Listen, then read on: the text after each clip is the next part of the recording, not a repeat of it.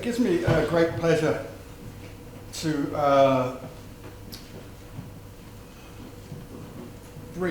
welcome three Egyptian voices to the International Institute for Strategic Studies, and I think at a time of intense fluidity in Egyptian politics, but also great importance.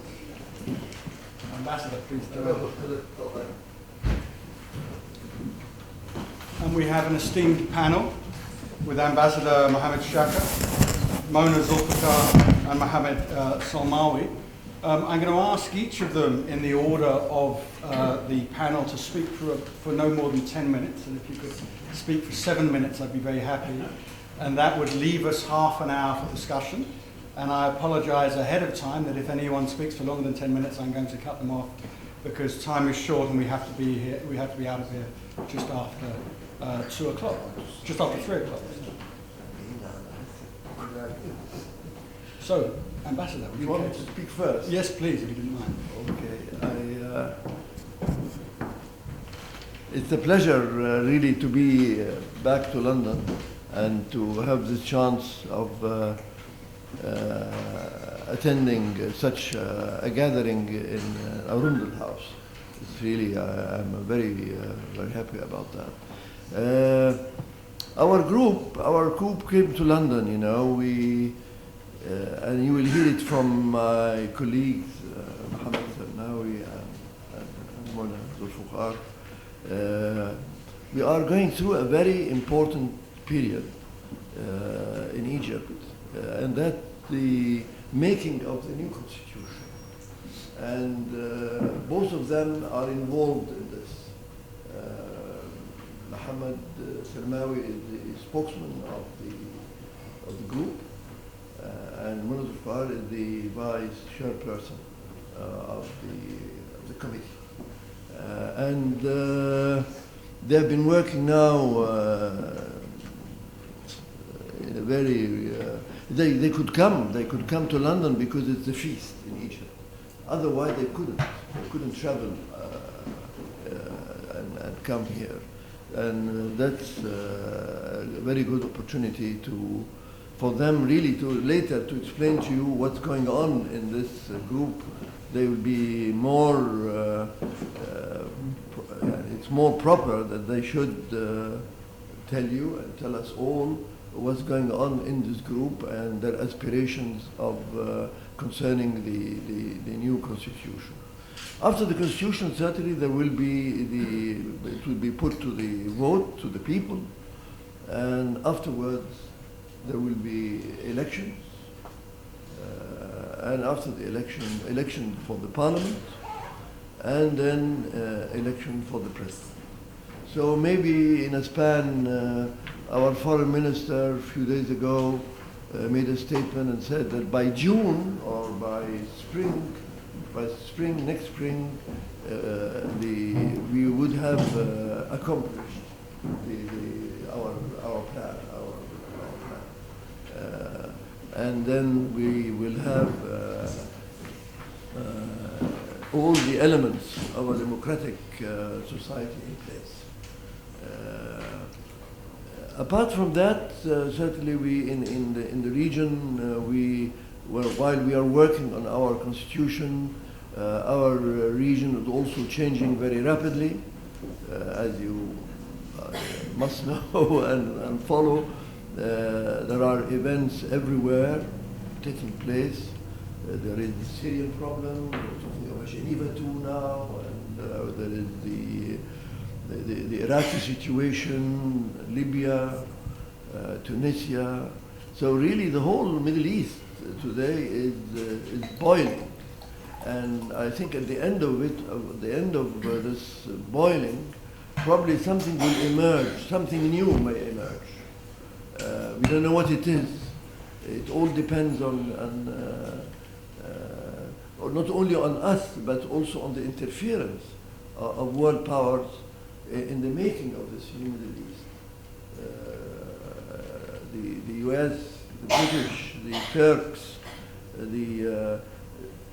there are so many interferences and so many players that we will have at the end a Middle East maybe different than the one we expect to have. And therefore, while we are doing working on our constitution, we also have to think about the greater picture around us, Egypt. It's not just the constitution and Egypt. It's very important because Egypt, stability in Egypt, democracy in Egypt will definitely radiate around it. We will see a different, if there is democracy in Egypt, the whole Middle East will change positive. Will change in a positive way. If there is no democracy in Egypt and this democracy fails, I think this would be a catastrophe because it will affect the whole region as a whole, and the whole region already is facing a lot of problems. So our foreign policy today is to push for greater understanding of the issues, cooperate with others. We welcome from time to time the, I wouldn't call it the interference, but the contacts that we have with the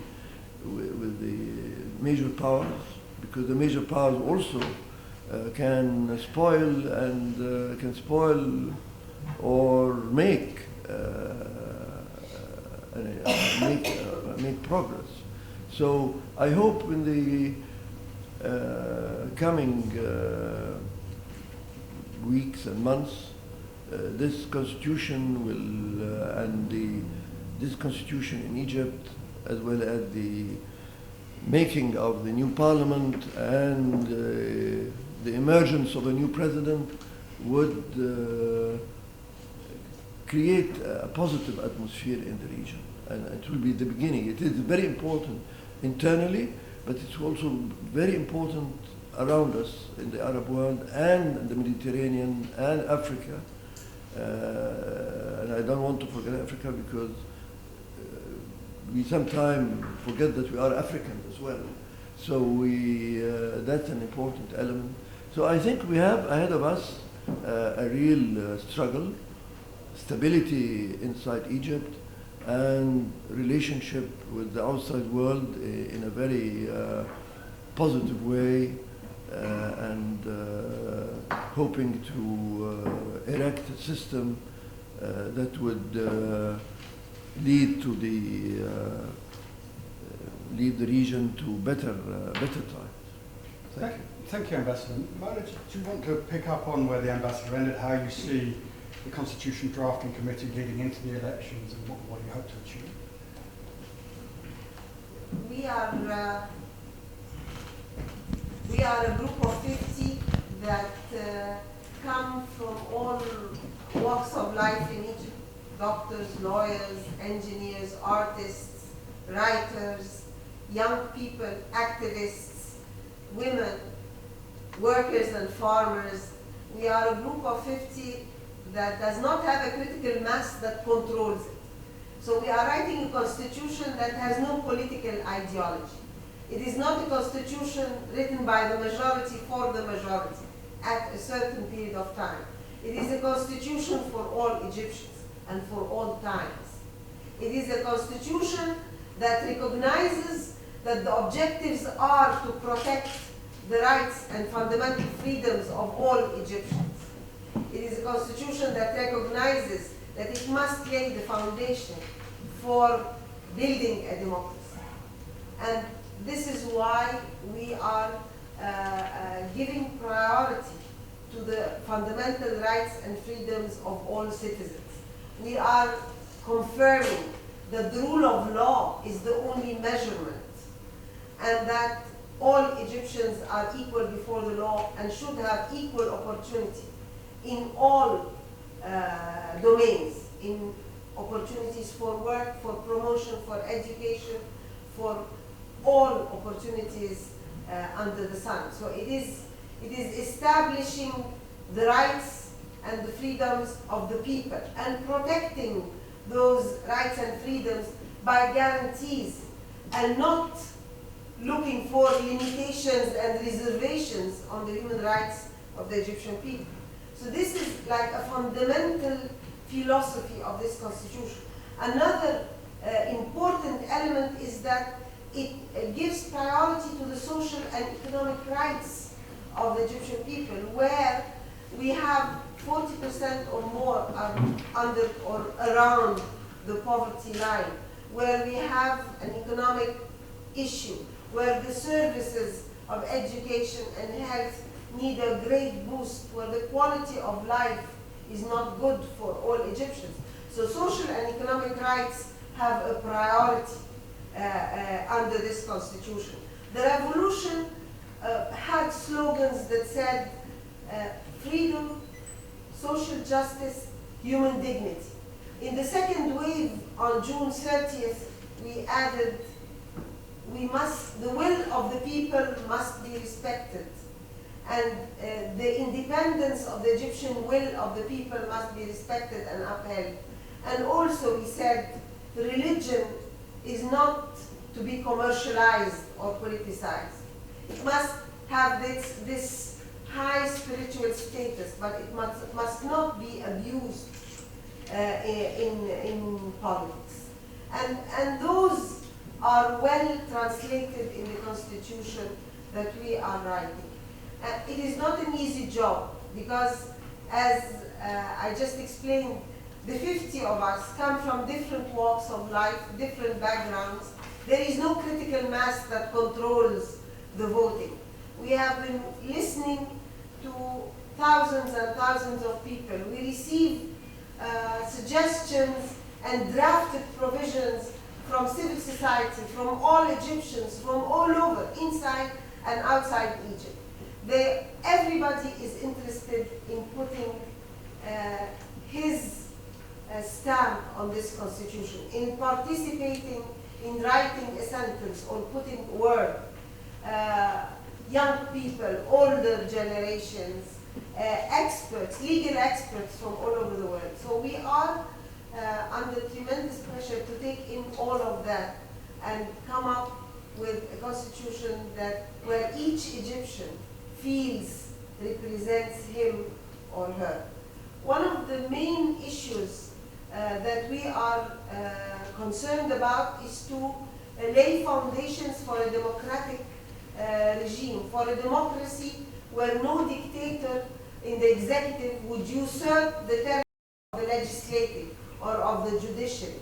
So we have decided, more or less, because the Committee of 50 has yet to meet next week and start looking at the articles, a political system that is mixed between the parliamentarian and presidential, and that has a strong president but also a strong prime minister that is the representative of the party or coalition of parties that attain the majority.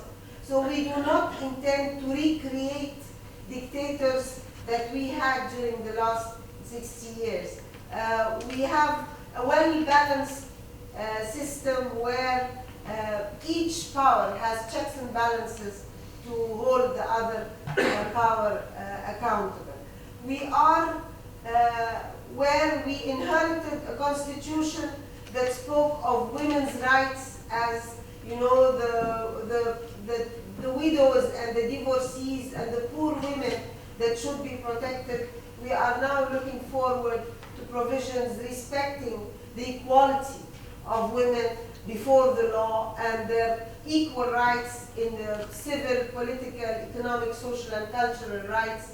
A constitution that looks at women as an influential force of society and that respects the right to be represented in parliament and in civil and local councils. We have focused on decentralization, where local councils will be also having oversight over the executive powers in villages and cities and governorates. We are considering a quota for young people, 25% of local councils and 25% for women. We are also hoping that this will prepare the next generation to be leaders in parliament and to take their place where they should be. We are drafting a constitution that will not create miracles and will not solve all problems, but will lay a strong foundation for building a democracy and for holding those that take offices accountable.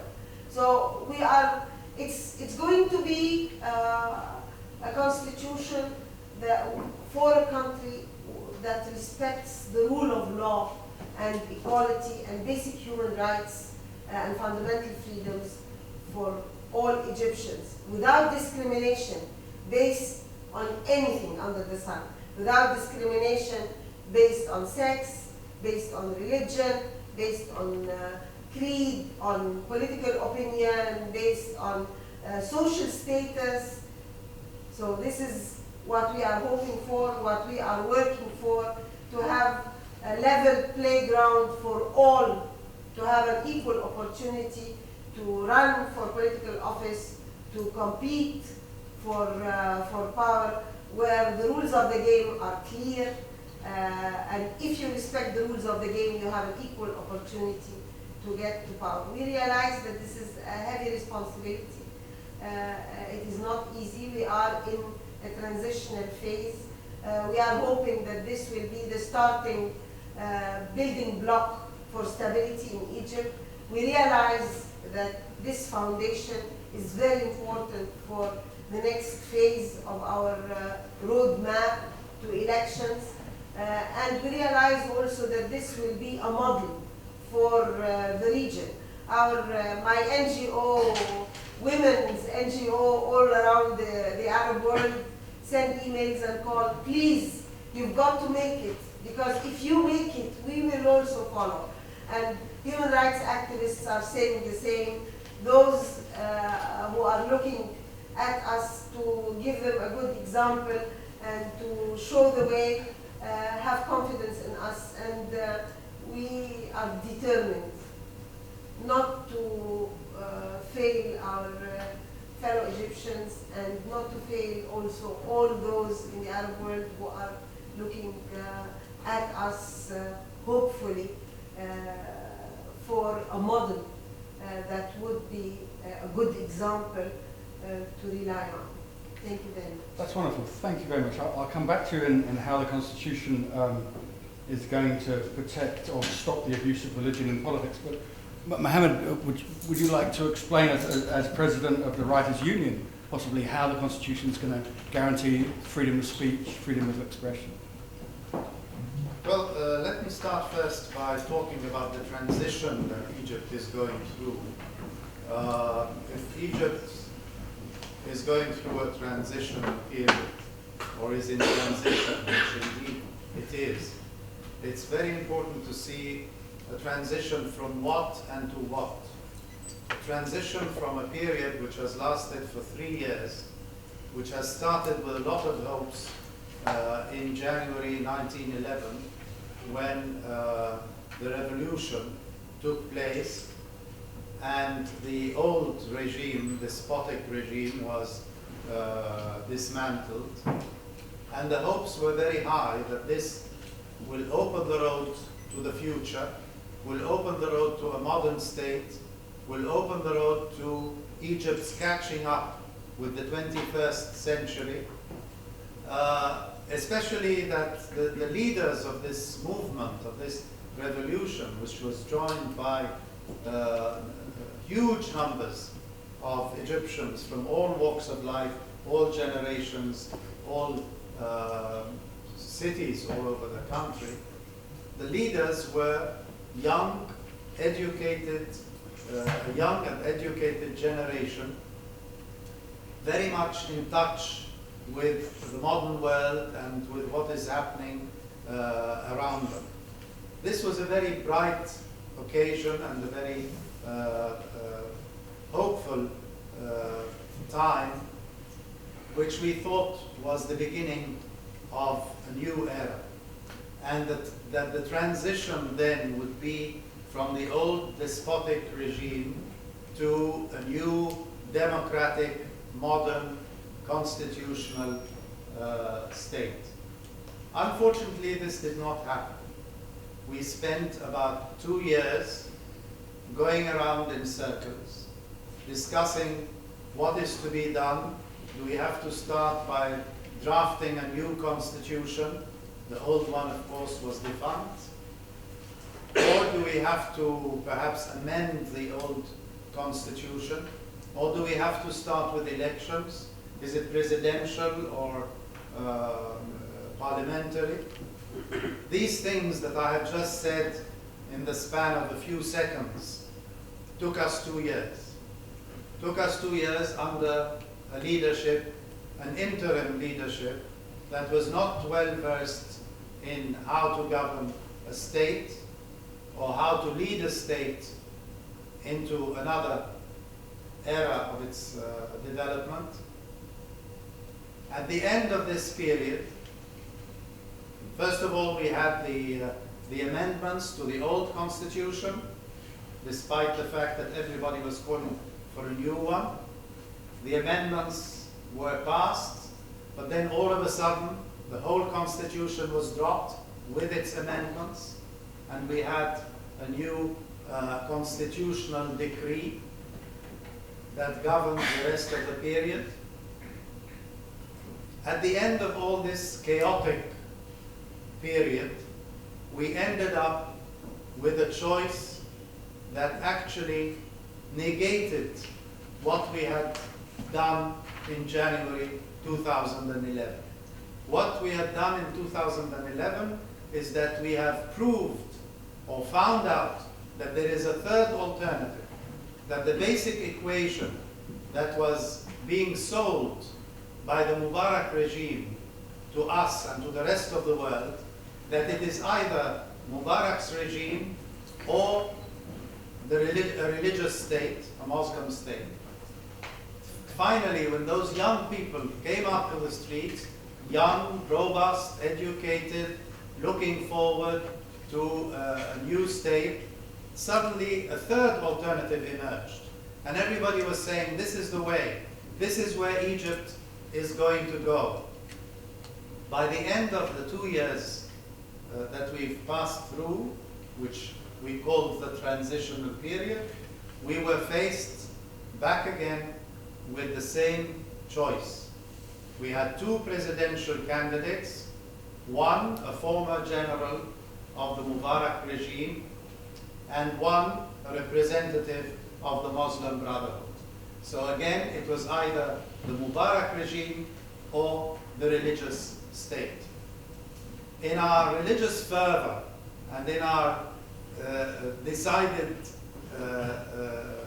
stand against the old regime, people opted for the religious candidate, saying that we will not go back to a former general, but perhaps with a civilian, even though he is religious or religiously inclined, Muslim Brotherhood adherent. We could easily depose him if we were dissatisfied with him, because there's going to be democracy. And a lot of the people who worked for the revolution and who aspired to that new future of Egypt sided with Muhammad Morsi, the representative of the Muslim Brotherhood, and he was given a chance, and Egypt had another moment of hope that perhaps we have to go through this transition, but we will finally reach democracy and be able to reach the goal for which the revolution started in 2011. Within a few months, and not a year, within a few months of Muhammad Morsi's rule, people had their biggest disillusionment in generations, that there was no democracy, that the rule of the Muslim Brotherhood was in no way inclusive as we had proposed and as we had hoped in joining that rule and giving it our support. It was exclusive, it was ideological, it was despotic, it was undemocratic. Within a few months, Morsi issued in November. He was voted into office at the end of June, and by November, he had already issued a constitutional decree making him immune, and his decisions immune to any rule of any court in the land. Whatever he says cannot be abrogated or taken to court or discussed. This was the beginning of the breakaway, and a lot of things followed. I don't want to use the rest of my time telling you all the, but we can discuss that with the questions. From then on, it was no longer democracy, and by the end of that year, and on the 30th of June, which marked the day he took office, tens of millions of Egyptians went down in the streets saying, we do not want this government anymore. And this was the second ballot we had. If we had a first ballot that voted for Morsi by 12.5 million voters, the movement of which the young organized under the name of Tamarrud, meaning rebellion, collected more than 22 million signatures of people saying they withdraw their confidence from that regime. And by the 30th of June, it was estimated, rightly or wrongly, that 33 million people went out into the street calling for the removal of this regime. This is where we have come from. This is the transition from this very difficult experience, which we never expected after the revolution, and what we are hoping to achieve now through what has just been said as the roadmap to the future, which starts with the constitution, followed by the parliamentary elections, and then the presidential elections, that we would finally be able to achieve what the Egyptian people went down to the streets in January 2011 to achieve, and that is the democratic, modern, constitutional state that Egypt deserves, and that the history and civilization and the culture of Egypt really deserves. So this is as far as the transition goes. Very shortly, if I have a minute or something, to answer your question about freedom of speech. I think freedom of speech is one of the basic components of this constitution that we are now drafting.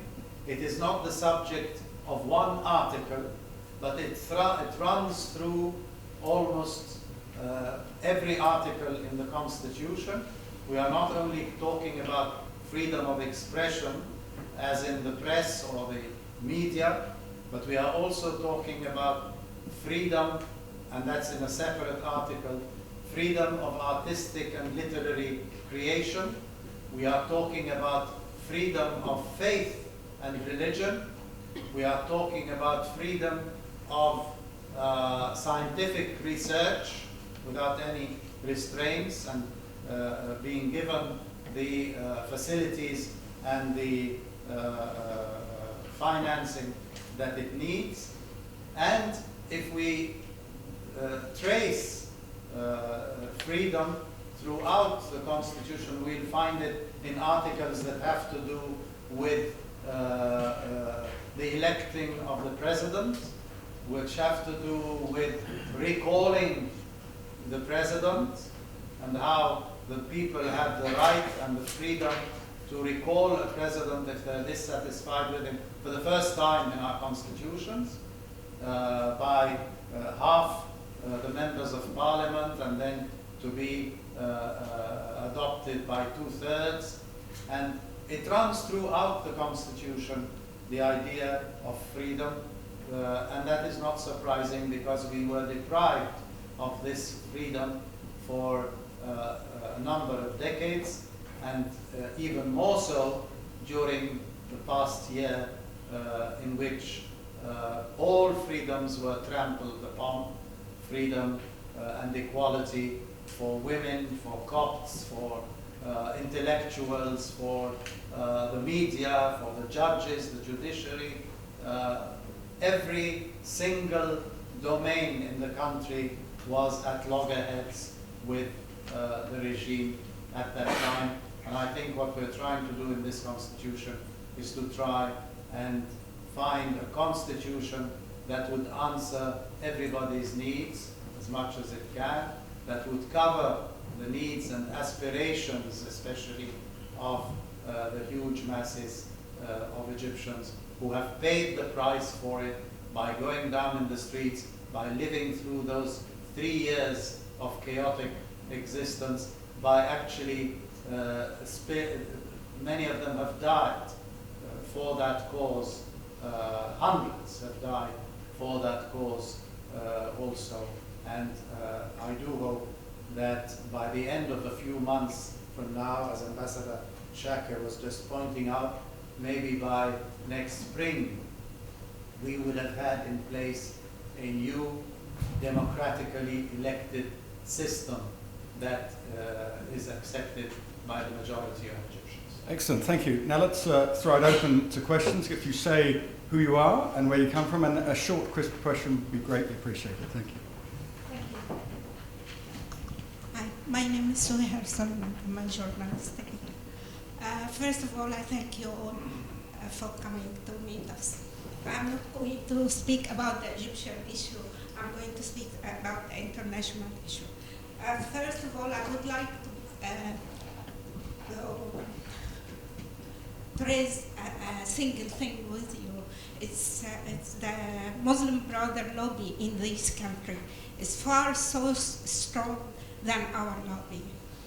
To the extent that we are everywhere, we are facing with a clash, even with the government, within the British government, of that what happened in Egypt is a coup.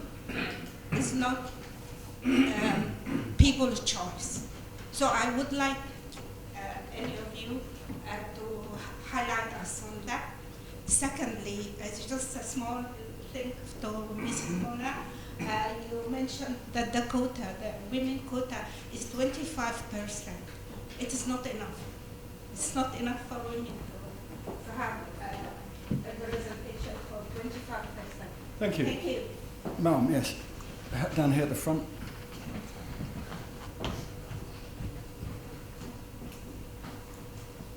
Very two quick questions. One about the logistics of the committee, and the other one about something that Ustad Amuna have said about how the system is going to be. This committee, as fantastic as it is, was not chosen by representative or elected representatives. So is it correct for the purposes of legitimacy and of entrenching your work to have your CVs known? Because we have a problem, and I watch Twitter. A lot of Egyptians know the fantastic work as far as freedoms that Dr. Muna or somebody like Huda Sadda, they're in the bank of rights, working for Egyptian rights. They have a lot. But the rest, we don't know much about them. In fact, the ones that I know, I have some problems with, and with all due respect, Dr. Salaman, talent is not, and I'm not criticizing you being there, but we need to know something about them. The second question is about presidential versus parliamentary. Could you explain more and whether the prime minister is going to be elected, whether the ministers would be members of parliament elected, not just the boys of the ruling party? Thank you very much. Could you hand the mic to the person behind you? I didn't identify myself. She didn't. No. A historian. Bari Alamuddin, a member of the ISS and the Al Hayat newspaper. I have two questions, and one of them is the role of the army in the new constitution. Are we going to see any changes? And one of the people who's not a great admirer of either the Muslim Brotherhood or the Salafists, but these are people that exist in the society. What role would you allow them to have? Thank you. Okay, so let's go for those questions. The influence of the Muslim Brotherhood lobby, especially in Britain. How was the percentage of women in the constitution is not high enough? How was the committee themselves chosen, and why their CVs aren't open to public scrutiny? And then I thought the interesting will the Prime Minister and the ministers be elected? The role of the army and the Muslim Brotherhood and the Salafists, will they be allowed to organise and run for elections? Who would like to speak first? Okay. I'll start first with the idea of the coup. Let me tell you briefly, if you want to know how the Egyptians feel or what's happening in Egypt. We are not so much concerned about the appellation, whether you call it a coup or call it Jim or Jane or whatever. What happened is that the Egyptians went out into the street saying, we don't want this government. The Egyptians asked for an early election. They asked for the true democratic measure to be taken when a people is dissatisfied with its rulers. The ruling regime at the time refused point blank. They said there's not going to be any early election. You have to live with this regime until the rest of its term. We have the ballot, and we will stick to the ballot until the end of our term.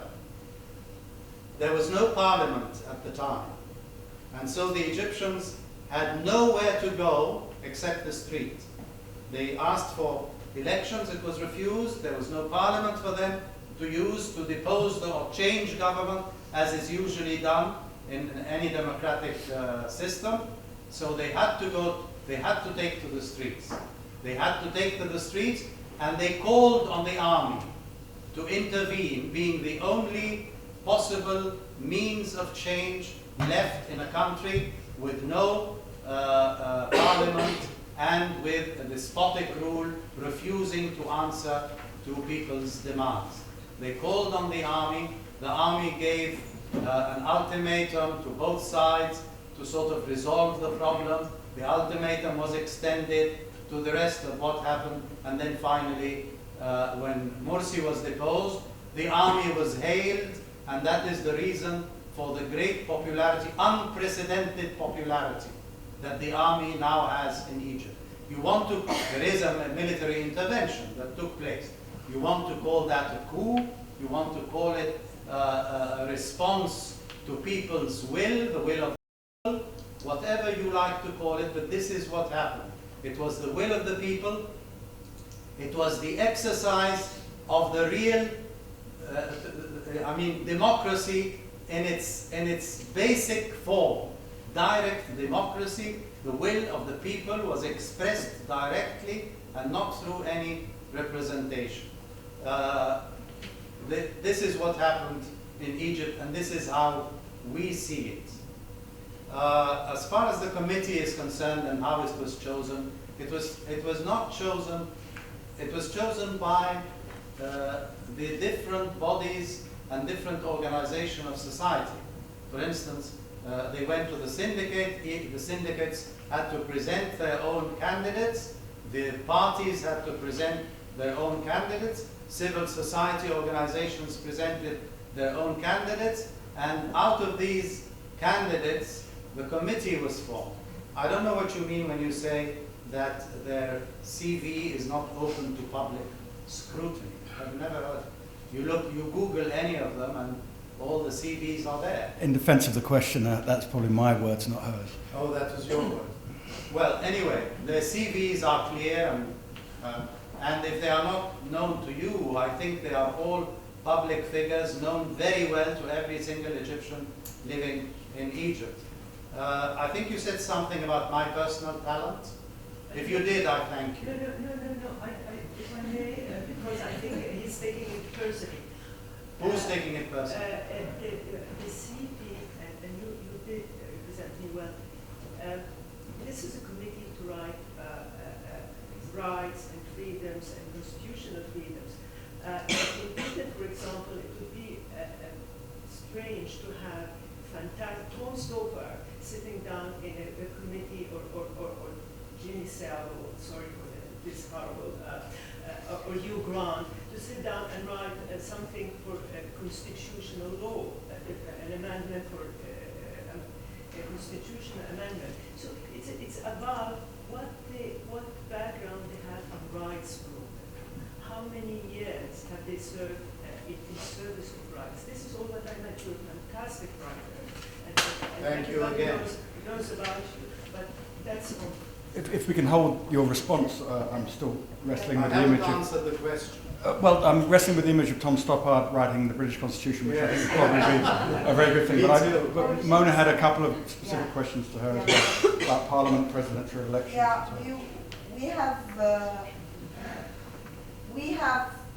we are in a transition. We do not yet have strong political parties. So we have not chosen a straightforward parliamentary system. We have chosen a mixed system tilted towards presidential. So the president is the head of the executive, but many of the executive powers must be exercised through the Prime Minister and the Cabinet. The Prime Minister is very strong. He is the representative of the majority party that wins the parliamentary elections. So if there is no majority, then it's the coalition that wins the parliamentary elections. He is the representative. He does not have himself to be a member of parliament, but he is the representative of that winning coalition or that winning party. The president must give him mandate to form the cabinet. He has no choice. So we are creating, again, a balance that is similar to the French system, if you like, that would not give dictatorial powers to the president, as this has proven to be the case in Egypt during the last 60 years. We hope that with the building up and development of political parties, that this would strengthen, again, the parliamentary component of that system, which is represented by the cabinet. The president cannot dismiss the prime minister. And so the prime minister is a very strong head of the cabinet. The other question on women's rights, I was just speaking about local councils. In Egypt, local councils, which is the basic school of democracy, is dysfunctional. It doesn't really work. We have put a lot of life into those provisions and have provided, and this is only a suggestion that will be considered by the Committee of 15 next week, but we have not yet spoken about Parliament. So there in Parliament, we have provided for the principle of affirmative action in order to ensure fair representation of women in Parliament and local councils. We've provided for a quota in local councils where women have 25% and could be part of the other 25%, which is young people as well. So in Parliament, we hope to get another quota. So we are not, those are all building blocks. Why I mentioned local councils? Because I am hopeful that, like, for example, the Indian democratic experience, local councils there and the women's quota there has helped a lot to build up leadership at the grassroots level and help them to grow up through the level. The last question that was asked. Specific questions about whether the Muslim Brotherhood and the Salafis would be allowed to run and the role of the army. The Salafis and the Muslim Brotherhood, we have Salafis in the Constitutional Commission, in the committee of 50.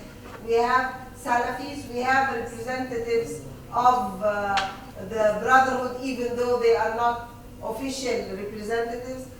We have professors from Al-Azhar University.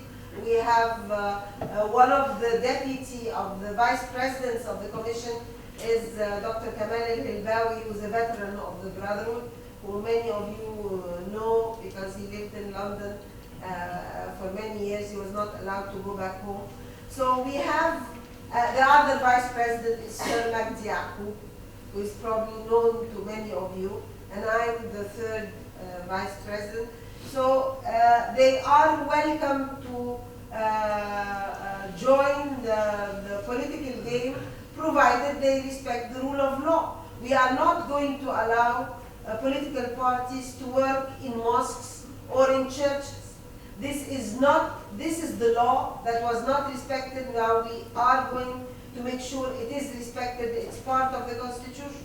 They have to, political parties are made to have a program to solve people's problems, to develop the economy, to provide a quality of life that is worthy of all Egyptians, and not to just trade in religion, to sell religion to people. They are supposed to be making promises of a better life for all Egyptians. And that was not the case. So now they have, if they respect the rule of law, why not? The last constitution had provisions banning the former regime leadership from exercising political rights. That is not the case with this constitution. We are not doing that. We want to have a constitution that respects the rule of law. It's only one ruler. Respect the rule of law, do it. If you don't respect the rule of law, you will be accountable. Okay, thank you. With the ambassador's tolerance, I'll go back to the audience and allow you to have the first reply after we come back. There's a question right at the back. Mark?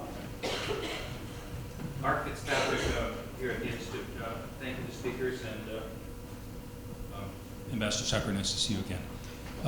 Ambassador, you mentioned in your presentation foreign intervention. You cautioned against foreign interference, and you mentioned the United States, and then you stopped diplomatically, didn't spell it out. From my perspective as an American, it seemed that the United States played a very important unifying role throughout the last 2 years. Everybody thought the United States was to blame. What do you expect from the United States and the United Kingdom to help Egypt in the months and years to come? If you hold your response, I'll take another round of questions. Yes, you sit here. You and then straight behind you. Thank you very much. My name is Hosni Imam, a journalist. I think you are trying to be inclusive as much as possible in your committee, but you have a big contradiction in the way you actually have this representation. You, in the Constitution, wanted it to be determined that no political Islam will be prevailing in the work of the civil or political field in Egypt. And then you included in the committee some representatives of these groups. So in the end of the day, you will pay the price because these people are there only to sabotage your work and to try to impose their will as they have done in the past. Thank you very much. Can you hand the microphone to the gentleman behind you? Hassan Fayed, a student at King's College. Dr. Muna, you spoke about economic and social justice. How do you define social justice and what is it limited to? Don't you fear that it will create some sort of the same daddy state that was present in the past 30 years where Egyptians feel that it's the state's role to give them job, to give them education, to give them healthcare, to do everything for them? So to what institutions exactly will it be limited to? And also, Dr. Salmawi, you spoke about scientific rights and so on. So how does the Constitution intend to implement property rights and all of these good, sort of good institutions as they are described in order to help scientific development and economic development. Thank you. Any more questions? Yes, you sir on the front and then you sir behind.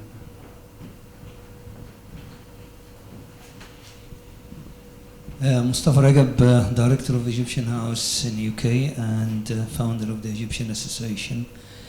I'm going to talk about the British Egyptians abroad.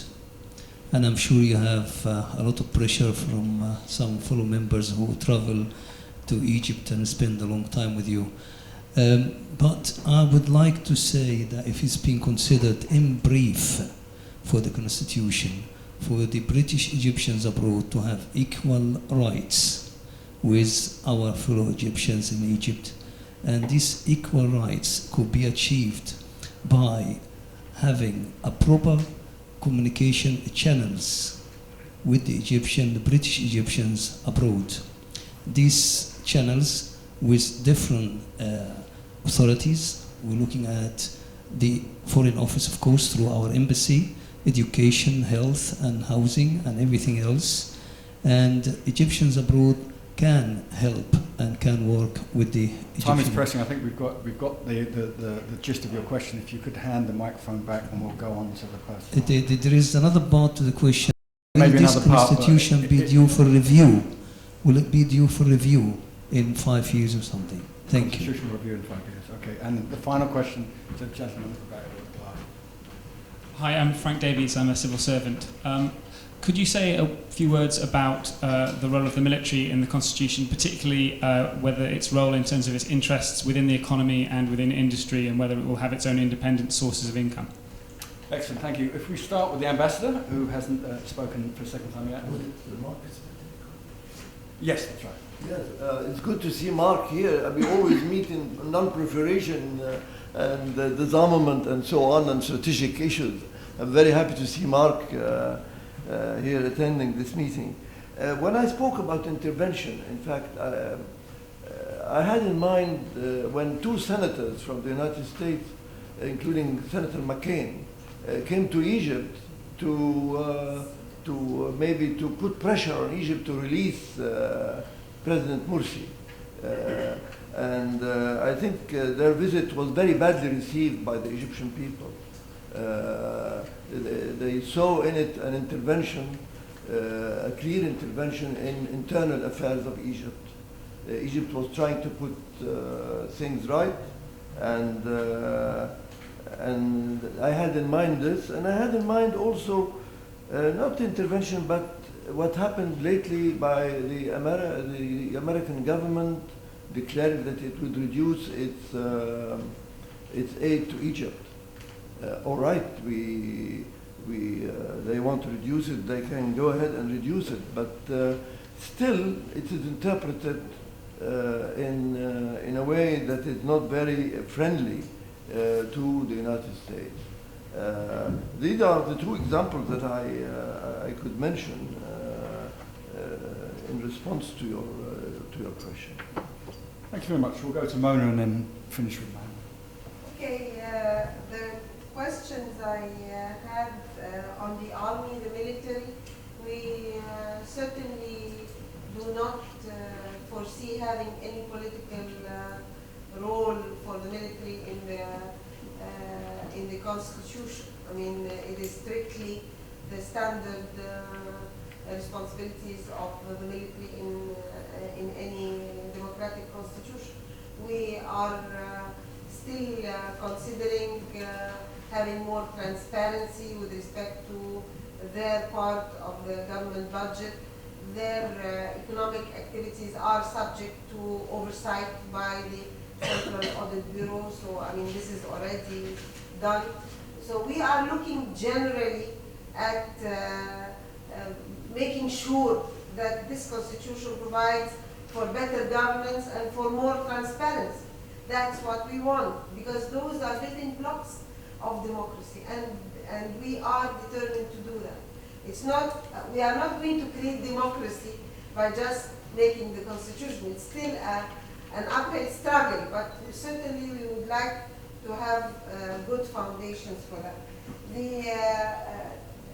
That state, social and economic rights, I tell you it is really Hassan a challenge, because there is a movement pushing for that, and we are trying as much as possible to frame, to put some, reason into that, because of the pressure. The transition for 3 years, the economic crisis, you have more people in unemployment and so on, and it is really a crisis. Everybody is looking at the state for being a more responsible state. We certainly want the state to be responsible and accountable, but we do not want to create a daddy state or to recreate systems that have proved to fail all over the world.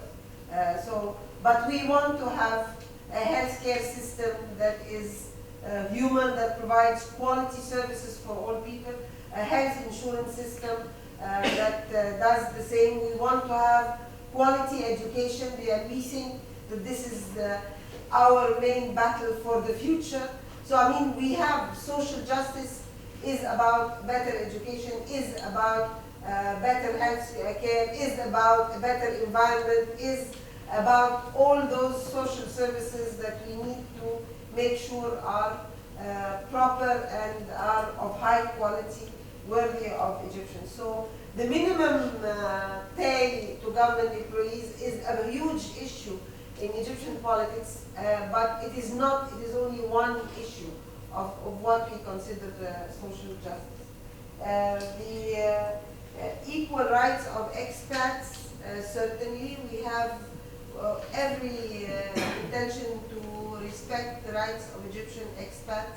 The only thing that we cannot promise is for dual nationalities to run for president or prime minister, because running for president is very special, and also the prime minister under this constitution replaces the president in his absence. So those are the only two posts that I cannot promise you, my dear Mr. Mustafa, but the rest, Egyptian experts can become ministers, can be members of parliament, will have all the rights of citizenship that they are worthy of. We recognize that the contribution of the Egyptian expats in every sense is important for us. We want to strengthen the ties. It is not, again, going to happen only through the constitution. We need to develop a lot of laws and a lot of policies that will achieve this objective. I leave the rest. The final word, sir. Well, I'd like just to go back to the idea about the formation of this committee. This committee was formed in 2 phases. The first phase was a committee of specialized constitutional experts, 10, who got together behind closed doors, reviewed all our constitutional history, and came out with a draft that was given to the Committee of 50. The Committee of 50 was formed with the intention of representing all the different people from different walks of life. Women should be represented, intellectuals should be represented, farmers, workers, politicians, people of religion, church, Azhar, etc. Looking at the Constitution as not just a legal document, but a legal, cultural, economic, political document that governs the life of people from all its aspects. And that's why we had all these people into the Committee of 50 to work on the draft that was done by the Committee of 10. The other point I want to comment about is the military intervention, once again. It is not the standard, or should not be the standard. We certainly wouldn't want it to be the standard means of changing governments in Egypt. But the fact that this had happened is the direct proof that there was no democracy. Had there been a real democratic rule in Egypt, maybe the army would not have had to intervene at all. What we are trying to do now with the Committee of 50, with the Constitution, with the new elections, presidential and parliamentary, is to create a real democracy that in the future would enable Egyptians to change their government without having to resort to this deus ex machina, who is not part of the machinery of democracy.